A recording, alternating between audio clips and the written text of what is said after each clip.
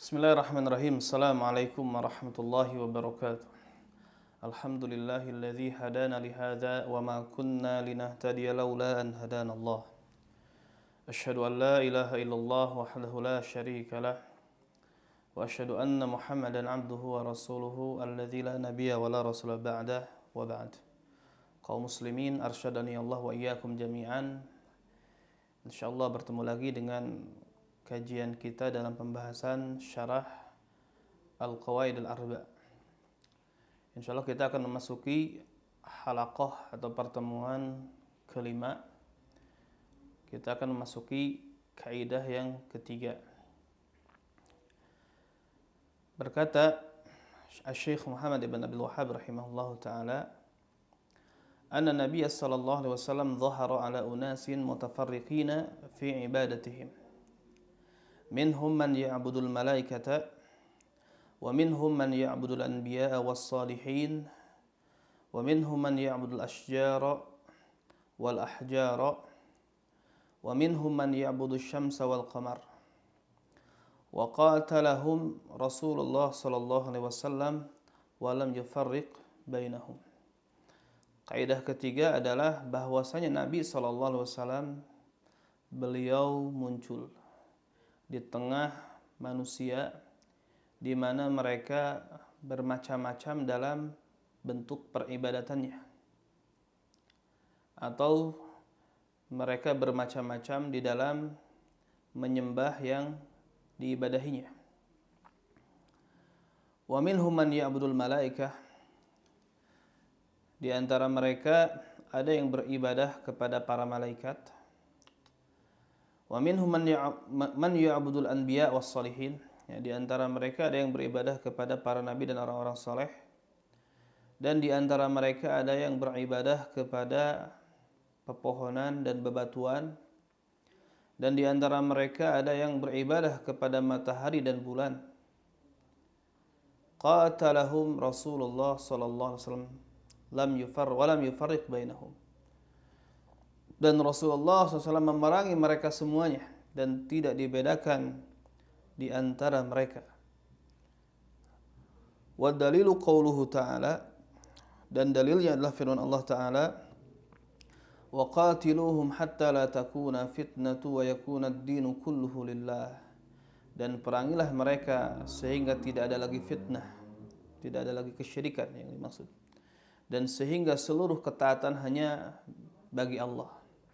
Surat Al-Anfal ayat 39. Wa dalilus syamsi wal qamar qauluhu ta'ala, dan dalil tentang matahari dan bulan firman Allah Subhanahu wa ta'ala, wa min ayatihi al-lailu wan naharu wasyamsu wal qamar la tasjudu lisyamsi wala lilqamari wasjudu lillahi alladzi khalaqahunna in kuntum iyyahu ta'budun. Dan di antara tanda-tanda kekuasaan Allah adalah malam dan siang, matahari dan bulan. Janganlah kalian beribadah kepada matahari dan jangan pula kepada bulan. Dan bersujudlah, ya, janganlah kalian bersujud kepada matahari dan jangan pula sujud kepada bulan. Dan bersujudlah kalian hanya kepada Allah yang telah menciptakan semua itu, kalau memang kalian hanya kepadanya beribadah. In kuntum iyyahu ta'budun. Wa dalilul malaikati qauluhu ta'ala, dan dalil tentang malaikat firman Allah Ta'ala, wa la ya'murakum an tattakhidul malaikata wan nabiyyina arbaba. Dan dia tidak memerintahkanmu untuk menjadikan para malaikat dan para nabi sebagai tandingan-tandingan bagi Allah. Wa dalilul anbiya qauluhu ta'ala, dan dalil tentang para nabi firman Allah Subhanahu wa ta'ala, idh qala Allahu ya Isa ibn Maryam a anta qulta lin-nasi ittakhidhuni wa ummi ilahaini min dunillah qala subhanaka ma yakunu li an aqula ma laysa li bihaqqin in kuntu qultuhu faqad alimtah ta'lamu ma fi nafsi wa la a'lamu ma fi nafsik innaka anta 'allamul ghuyub. Dan ingatlah tatkala Allah berfirman, wahai Isa ibnu Maryam, wahai Isa putra Maryam, apakah kamu berkata kepada manusia, jadikanlah diriku dan ibuku sebagai dua ilah, dua sesembahan selain Allah? Isa menjawab, Maha suci Engkau, tidak mungkin aku mengatakan sesuatu yang bukan hakku. Dan apabila aku memang mengatakannya, sungguh engkau telah mengetahuinya. Engkau mengetahui apa yang ada dalam diriku, sedangkan aku tidak mengetahui apa yang ada dalam dirimu. Sesungguhnya engkau maha mengetahui perkara-perkara yang gaib. Surat Al-Maidah ayat 116. Wa dalilu salihin qauluhu ta'ala. Dan dalil tentang orang-orang saleh, maksudnya menyembah orang-orang saleh, bahwasanya ahli jahiliyah dulu menyembah orang-orang saleh. Firman Allah Subhanahu wa taala, "Ulaika alladziina yad'una yabtaghuna ila rabbihimul wasilah ayyuhum aqrab wa yarjuna rahmatahu wa yakhafuna adzabah." Mereka, ya, orang-orang saleh yang dimana kaum musyrikin berdoa, ya, kepada orang-orang saleh tersebut. Mereka mencari wasilah kepada Tuhannya, siapa di antara mereka yang lebih dekat, dan mereka berharap rahmatnya dan takut akan azabnya. Artinya orang-orang saleh mereka juga berharap kepada Allah, ya, mencari wasilah untuk dekat kepada Allah, dan wasilah yang dimaksud di sini adalah ibadah kepada Allah Subhanahu wa taala. Jadi maksudnya, mengapa orang-orang musyrik, ya, berdoa atau beribadah kepada orang-orang saleh, sedangkan orang-orang saleh itu sendiri beribadah kepada Allah Subhanahu wa taala dan mengharap, ya, rahmat Allah dan takut akan azabnya. Dan demikian juga dalil tentang beribadah kepada pepohonan dan bebatuan. Firman Allah Subhanahu wa taala, "Afara'aitumul Lata wal Uzza wa Manata ats-tsalitsata al-ukhra." Ya. Apa pandanganmu tentang Lata dan Uzza serta Manat, ya, ats-tsalitsata al-ukhra, yang ketiga dari yang lain, ya. Artinya apakah Lata, Uzza dan Manat ini memberikan manfaat dan madarat? Ini istifham ingkari. Dan hadis Abi Waqid Al-Laitsi radhiyallahu anhu, bahwasanya beliau mengatakan, "Kharajna ma'a Nabi sallallahu alaihi wasallam ila Hunain wa nahnu hudatsau ahdin bi kufrin walil musyrikin sidratun ya'kufuna indaha wa yanutuna biha aslihatahum yuqalu laha dzatu anwatin famararna bis sidratin faqulna ya Rasulullah ij'al lana dzata anwatin kama lahum dzatu anwat." Kata Abi Waqid Al-Laitsi, kami keluar bersama Nabi SAW menuju perang Hunain, dan ketika itu kami baru saja meninggalkan masa-masa kekafiran, dan kaum musyrikin memiliki pohon keramat, yaitu pohon bidara yang dikeramatkan, yang mereka beriktikaf di dekat pohon tersebut dan menggantungkan di sana senjata-senjata mereka yang disebut dengan Dzatu Anwat. Kemudian kami melewati pohon tersebut dan kami berkata, "Ya Rasulullah, jadikanlah buat kami Dzatu Anwat sebagaimana mereka memiliki Dzatu Anwat." Ya. Kemudian kelanjutan hadis tersebut, Allahu Akbar inna hasanan. Ya, Allahu Akbar. Ini kaget Nabi SAW. Sesungguhnya itu adalah kebiasaan umat-umat terdahulu. Kultum kama qalat Bani Israil li Musa. Apa yang kalian katakan sebagaimana yang telah dikatakan oleh Bani Israel kepada Musa. Ya Musa ij'al lana ilahan kama lahum alihah. Wahai Musa, jadikanlah buat kami sesembahan sebagaimana mereka memiliki sesembahan-sesembahan. Nah, berkata Syarih wafaqahullah, ya, maksud hadhil qaidah, ya, maksud dari kaidah ini, bayanu anna manatal kufri ibadatu ghairillah. Penjelasan bahwasanya yang menjadi patokan dalam kekafiran adalah beribadah kepada selain Allah. Duna nazar ila manzilatil ma'bud, tanpa melihat kepada kedudukan yang diibadahi tersebut. Artinya apapun yang diibadahinya, kedudukannya bagaimanapun, kalau dia selain Allah, maka itu adalah kekafiran.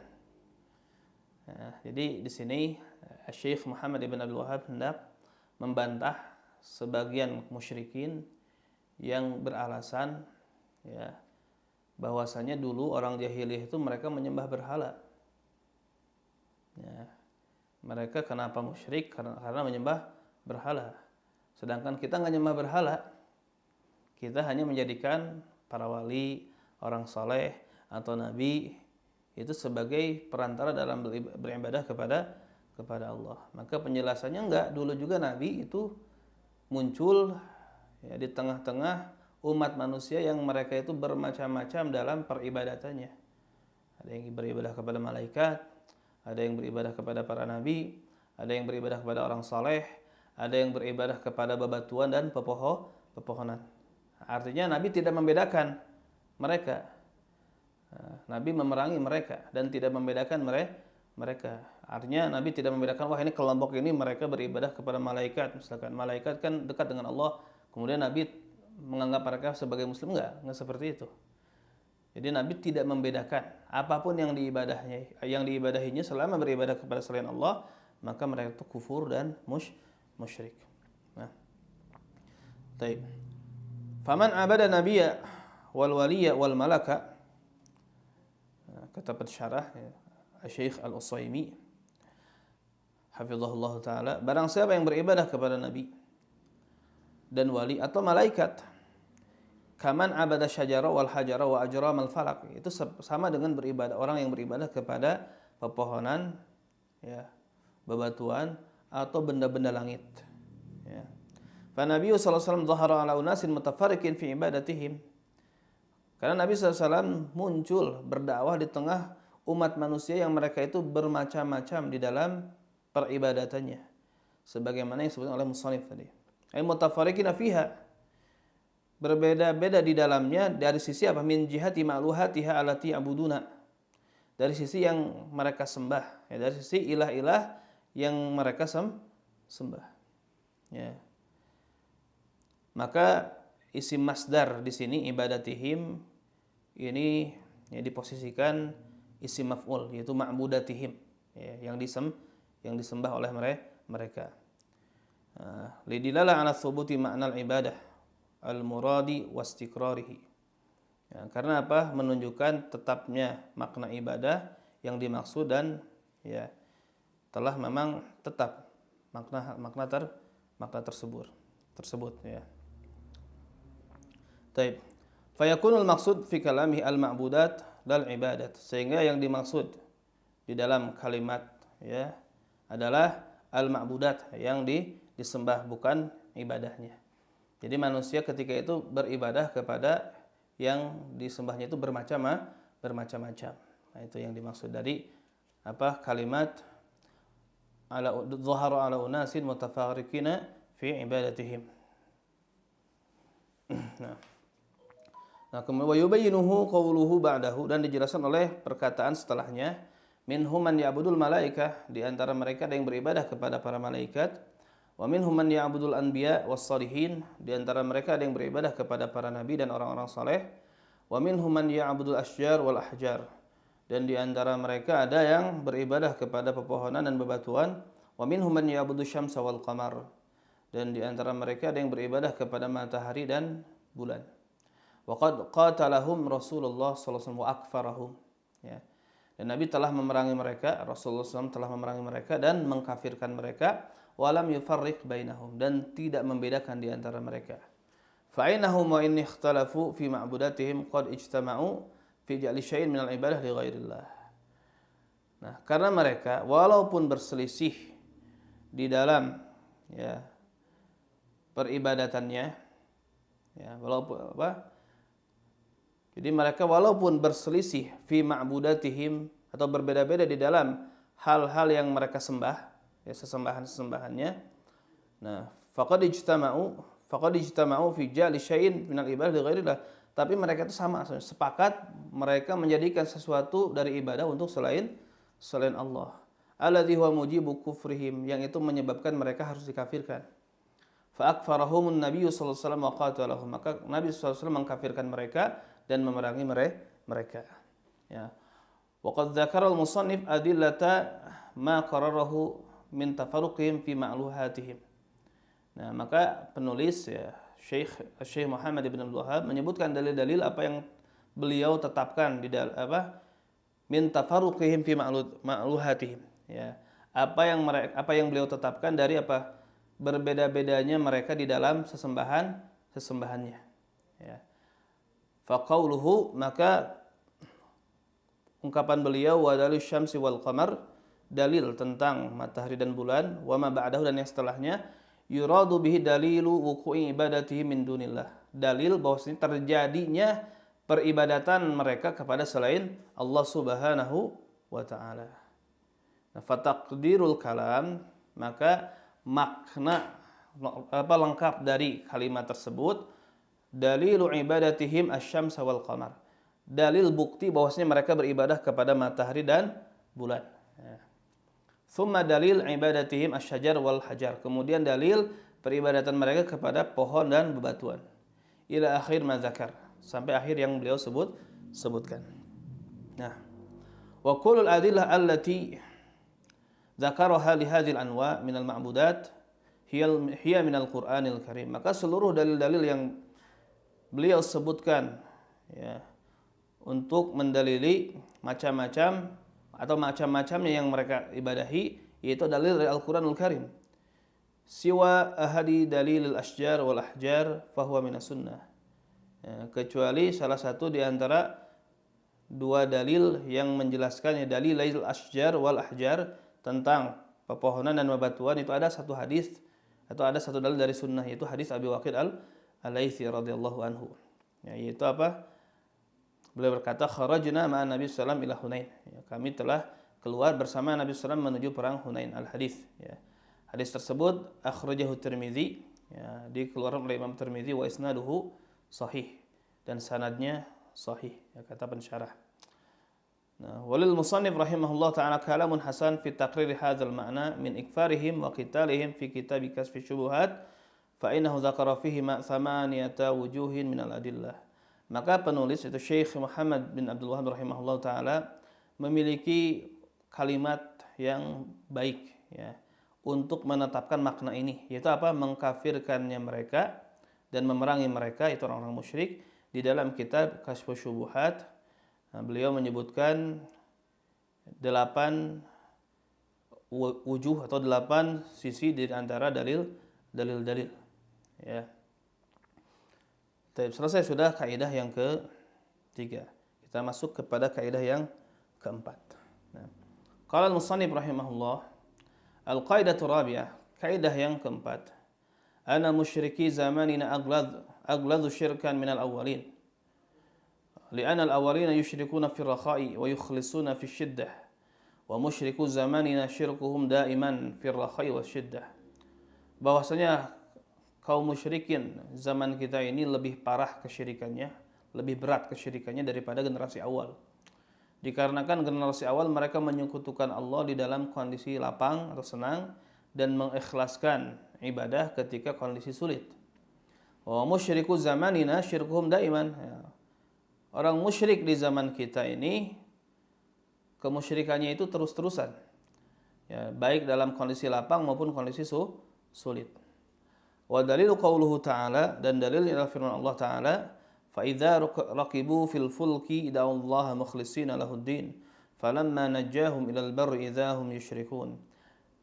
Maka apabila mereka menaiki kapal layar, ya, atau mengendarai kapal layar, mereka berdoa kepada Allah dengan mengikhlaskan ketaatan hanya kepadanya. Maka tatkala Allah selamatkan mereka ke daratan, mereka kembali lagi menyekutukannya. Nah, berkata syarih wafaqahullah, maksud dari kaidah ini, maksudu hadhil kaidah bayanu ghiladzi syirki ahli zamani al-musannif faman ba'dahum minal mutaakhirin wa anahum aghladu syirkan minal awwalin. Jadi maksud dari kaidah yang keempat ini adalah penjelasan tentang betapa beratnya, ya, kesyirikan penduduk di zaman penulis, ya, dan yang setelahnya di kalangan mutaakhirin.